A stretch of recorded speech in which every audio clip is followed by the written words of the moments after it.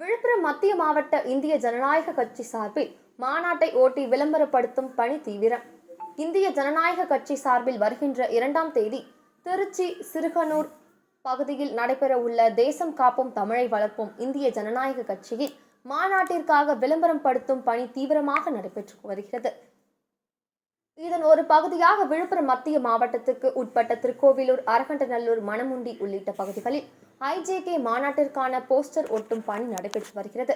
இப்பணியை இந்திய ஜனநாயக கட்சியின் விழுப்புரம் மத்திய மாவட்ட தலைவர் செந்தில்குமார் நேரில் பார்வையிட்டார்.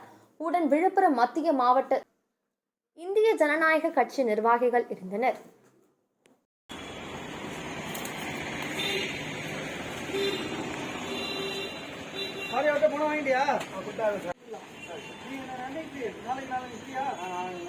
நாளைக்கு